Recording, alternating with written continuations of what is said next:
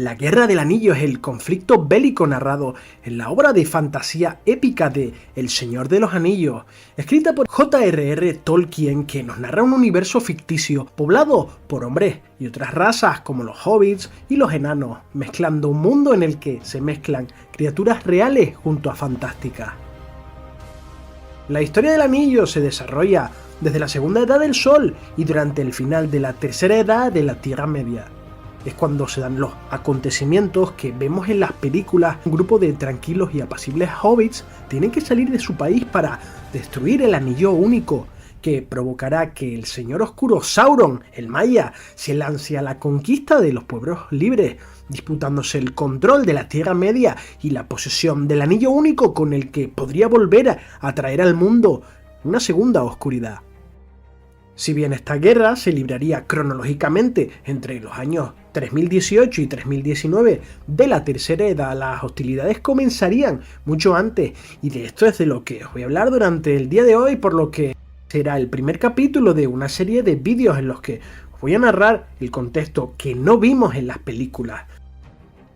Vamos a ver, por tanto, sucesos que pasaron algunos años antes y otros que se producen al mismo tiempo durante la guerra. Pero antes de continuar, te pido que te suscribas a mi canal si te gusta el contenido que hago de esta y otras sagas literarias. Además, te invito a opinar en la caja de comentarios sobre mi narración de estos hechos, y me voy a basar exclusivamente en la información oficial de la trilogía de libros, así como otros textos canon como son los cuentos inconclusos de la Tierra Media y el apéndice del Retorno del Rey, donde se narran la cuenta de los años y los sucesos de la Tercera Edad que son objetivo de este análisis. Tras la derrota de Sauron que vimos en el prólogo de la Comunidad del Anillo, el Señor Oscuro desaparecería del mundo al final de la Segunda Edad, pero reaparecería entre los años 2850 y 2941, en los hechos que vimos narrados en El Hobbit, donde se produciría, por cierto, la batalla de los 5 ejércitos, momento en el que Sauron sería expulsado de la fortaleza de Dol Guldur.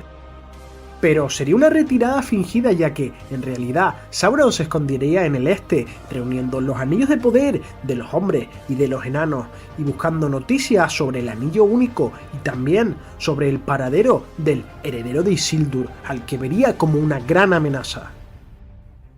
Un dato curioso es que en estos años se producirían varios acontecimientos, ya que a partir del 2942 Bilbo Bolsón regresaría a la comarca, al mismo tiempo que Sauron reconstruiría Barad-dûr y fortalecería a sus tropas en Mordor. Por otra parte, Gollum abandonaría las montañas nubladas en busca de Bilbo. Mientras tanto, en Rohan nacería el futuro rey Theoden, y en Rivendell el medio elfo Elrond le revelaría a Aragorn su verdadera identidad y linaje, entregándole los fragmentos de la espada Narsil. Este además conocería a Arwen y se enamoraría de ella. El Concilio Blanco que vimos en El Hobbit se reuniría una última vez para tratar el tema de los anillos, y Saruman les mentiría a todos diciendo que había descubierto indicios de que el anillo único había sido arrastrado por las aguas del río Anduin hacia el mar, perdido para siempre. Por lo que el concilio se despreocuparía de este asunto y el mago se instalaría en Isengard para tramar sus planes, sintiendo celos de Gandalf, cuya rivalidad por su parte se tornó pronto en envidia y en odio. Saruman era consciente de que el mago gris tenía mayor influencia entre las razas de la Tierra Media, y en secreto también le tenía miedo, dado que Gandalf a menudo ocultaba sus poderes. Pero, más que por sus palabras, temía Gandalf por su silencio, pues, aunque presentía que el mago gris tenía sospechas sobre él, no era consciente del todo de cuán certeras eran sus conjeturas. Por lo que en secreto Saruman le espiaría, al principio más como una afición, pero pronto descubrió su interés por la comarca, y no tardaría en colocar espías en la aldea de Bree. No mucho después, el Monte del Destino estallaría nuevamente, y durante esta época Gandalf y Aragorn entablarían una fuerte amistad, mientras el Montaraz comenzaría sus legendarios viajes en el año 2956, entrando al servicio de los señores de Rohan y de Gondor, consiguiendo grandes proezas bajo diferentes seudónimos, y jamás revelaría su verdadera identidad. Aunque durante su estancia en Gondor coincidiría con Denethor, hijo del senescal Ecthelion, que desconfiaría de él.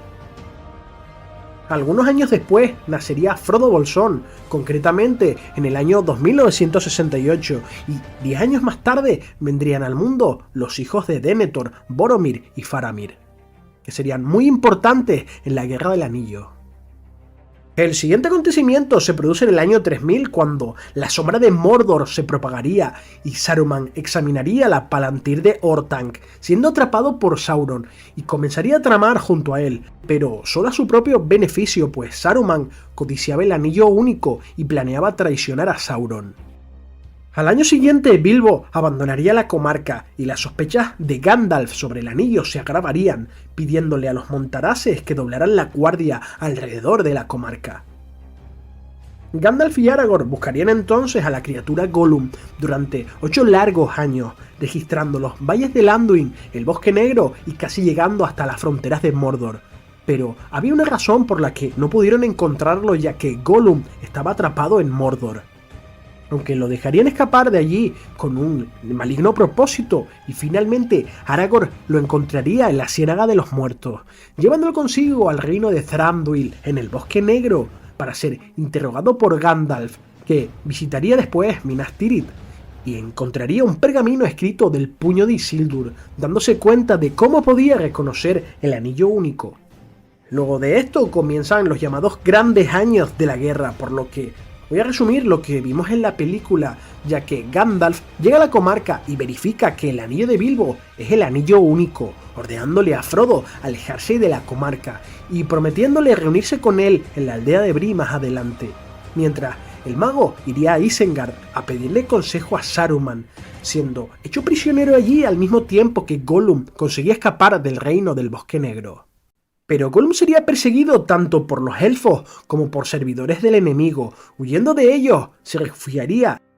Quedó atrapado allí al no poder salir por la puerta del oeste, que solo era de entrada. En tanto, Boromir comenzaría su largo viaje buscando Rivendell, partiendo de Minas Tirith. Durante el mes siguiente, Gandalf escaparía de su cautiverio, al mismo tiempo que los jinetes negros cruzarían de nuevo el río Anduin, y Sauron le daría carta blanca para acampar a sus anchas por la Tierra Media en busca del Anillo Único, desatando el caos a su paso. Gandalf conseguiría llegar exhausto a Edoras, donde sería recibido con frialdad por Theoden, que le ordenaría partir y que tomase el caballo que quisiera con tal de verle lejos, pues siempre solía ser portador de malas noticias, y Gandalf elegiría domar a Sombra Gris, uno de los Mearas, que eran una raza especial de caballos que descendían del legendario caballo Feraloth, cuyo jinete fue el primer rey de Rohan, Eorl el Joven. Gandalf perseguiría a Sombra Gris y con gran esfuerzo conseguiría alcanzarlo y domarlo, sabedor de que era el caballo más rápido de la Tierra Media, ante el enfado y descontento de Theoden. Mientras tanto, los Nazgûl llegarían al vado de Sarn, una región al sudeste de la comarca, siendo este uno de los pasos vigilados por los Montaraces, que al ver a los jinetes negros se verían obligados a huir, al no ser rival para ellos. Tras esto, 4 Nazgûl entrarían en la comarca, mientras otros se quedarían en los alrededores patrullando, e incluso sabemos que uno de estos penetraría en Hobbiton la misma noche en la que Frodo abandonó Bolsón Cerrado. Apenas unas horas después, Gandalf saldría de Rohan a toda prisa y Frodo llegaría al Bosque Viejo, encontrándose con Tom Bombadil, un extraño personaje que es omitido en las películas, un ser capaz de resistir la tentación del Anillo Único y que no parecía haberse afectado por sus poderes. Y tras pasar 2 noches con él, Frodo y los demás se encaminarían a Bree, que pronto sería invadida por los jinetes, y los hobbits saldrían de la aldea con la ayuda de Aragorn durante las primeras horas de ese día. Finalmente Gandalf llegaría esa noche y estaría muy preocupado por las noticias de la incursión de los Nazgûl, pero con el consuelo de saber que los medianos habían partido con Trancos, internándose en las tierras salvajes en busca de huir del enemigo. Gandalf le seguiría los pasos, aunque sin saberlo lograría adelantarlos, pasando una noche en la cima de los vientos, y sería atacado por los Nazgûl, y Frodo desde la distancia vería como la cima resplandecía con una intensa luz. dado que Gandalf desataría parte de su poder para rechazar de allí a las fuerzas tenebrosas. Una exhibición de sus verdaderos poderes que veríamos, por cierto, más adelante en el retorno del rey para salvar a Faramir. 3 días después el grupo llegaría a la cima de los vientos y serían nuevamente emboscados, esta vez teniendo más éxito los Nazgûl e hiriendo a Frodo con una hoja de Morgul. Mientras tanto, ante todo este revuelo, Elrond de Rivendell enviaría a uno de los elfos más poderosos y legendarios de toda la Tierra Media a buscarlo. Os estoy hablando de Glorfindel, capitán de Gondolin, del clan de los Noldor de la Primera Edad, que en el pasado lucharía contra el primer señor oscuro Morgoth e incluso conseguiría asesinar a un Balrog en un épico enfrentamiento. Y este personaje se omite en la película de la Comunidad del Anillo, siendo sustituido por Arwen durante su rescate heroico a Frodo. Ambos huirían a través del vado del Bruinen, convocando Elrond la crecida que arrasaría con los jinetes negros, y ya con Gandalf en Rivendell esperarían unos días a que Frodo se despertara para convocar un importante concilio en el que se decidiría el destino del Anillo Único y el devenir de la guerra en los próximos meses, en la que, por desgracia, todos los pueblos libres de la Tierra Media se verían involucrados, dado que Sauron les estaba hostigando a todos por igual, a Gondor desde Mordor, y a los elfos, hombres y enanos desde su fortaleza de Dol Guldur. Hemos visto unas diferencias notables respecto a la adaptación cinematográfica, ya que luego se produciría esta reunión en la que se decidiría llevar el anillo a Mordor. Si bien la Comunidad del Anillo no se formaría sobre la marcha, como vimos en la película, que parece salir al día siguiente del concilio. Y esto realmente no fue así, ya que tardarían 2 meses de preparativos para ir al sur. Por tanto, para asegurar esta travesía sigilosa, se decidiría enviar a un pequeño grupo de 9 caminantes que se opondrían a los 9 Nazgûl. Y Elrond enviaría elfos para rastrear todas las tierras circundantes al valle de Imladris, al norte y al este, hacia los páramos de Ezen, los lindes del Bosque Negro y finalmente al sur, ya que enviaría a varios servidores, incluso a Lothlórien, para avisar del concilio y que el anillo había sido finalmente encontrado. No parecía haber rastro de los jinetes negros y, aunque el invierno se acercaba, la compañía decidió partir, optando por atravesar primero el paso de Caradhras y luego desviándose hacia la antigua Eregion y finalmente a Moria, donde encontrarían el mayor horror que escondía las entrañas de la tierra. Las peligrosas minas de Moria, que antaño fue el reino enano más próspero de la Tierra Media. Pero esta prosperidad terminaría cuando, cegados por la codicia, los enanos excavaron en lo más profundo y despertaron a un demonio del mundo antiguo que llevaba durmiendo desde la primera Edad del Sol. Un Balrog, un Maiar corrompido que, tras la destrucción de la fortaleza de Thangorodrim y con el final de la Guerra de la Cólera, se refugiaría en el interior de las montañas nubladas, permaneciendo allí miles de años hasta ser importunado. Fue entonces cuando Moria vio su perdición, dado que el Balrog expulsaría a los enanos de su reino, y después de eso tan solo hubo oscuridad en Khazad Dûm. Esta misma oscuridad fue la que encontró la Compañía del Anillo, que descubriría la tumba de Balin y sería emboscada en la Cámara de los Registros, pero lograría sobrevivir y Gandalf les ordenaría salir de la cámara por una puerta secundaria que no vimos en la película, protegiéndolos a todos de un posible regreso de los orcos, sellando con un encantamiento la puerta. Pero algo entraría en la cámara y con un contramaleficio trataría de contrarrestar el conjuro de Gandalf, que tuvo que pronunciar un mandato mágico que haría sepultar la tumba de Balin para siempre, haciendo que Gandalf rodara escaleras abajo, pero sacaría fuerzas para seguir guiando a la compañía, hasta que las cámaras inferiores encontraron el puente de Khazad Dûm y comenzaron a atravesarlo hasta la llegada de esta criatura diabólica. Aquí sería cuando Gandalf, lejos de amedrentarse, le haría frente, cerrándole el paso y diciéndole: «No puedes pasar. Soy un servidor del fuego secreto, administrador de la llama de Anor. Tu fuego oscuro es en vano, llama de Udun. Regresa a la sombra». Estas palabras entrañarían un curioso mensaje, ya que esa llama de Anor de la que habla Gandalf, de la que dice ser portador, podría hacer referencia al anillo Narya, el anillo de fuego, uno de los 3 anillos de los elfos que portaba en ese momento. En todo caso, el Balrog desvainaría su espada roja y su látigo y se lanzaría al ataque, pero Gandalf le paró el golpe de su espada con Glamdring, la espada élfica, y pronto ambos caerían a las profundidades durante un tiempo hasta que alcanzaron el fondo de aguas heladas de Moria. Mientras los restantes 8 miembros de la compañía huirían de Moria con un profundo dolor y tristeza por perder supuestamente a Gandalf, ambos contendientes continuarían con su batalla.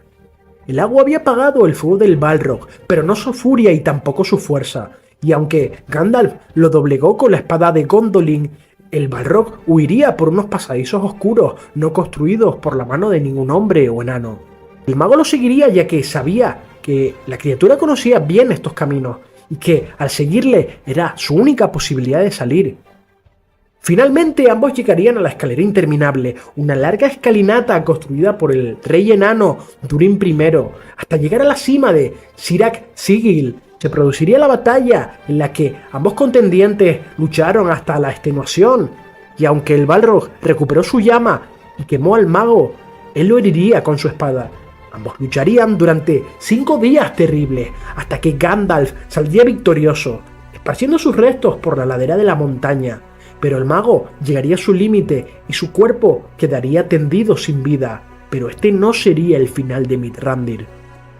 Su espíritu viajaría más allá del mar hasta llegar a las tierras imperecederas donde es fortalecido y enviado de vuelta a la Tierra Media para continuar su lucha contra Sauron. Siendo encontrado y recogido por Waihir, señor de los vientos, ha sido allí enviado por la dama Galadriel ante la noticia de su supuesta muerte. Una vez llevado a Lothlórien, Gandalf sería vestido de blanco con el atuendo de los más altos, convirtiéndose en Gandalf el Blanco, eligiendo este color porque su destino era reemplazar a Saruman, que se había aliado con Sauron.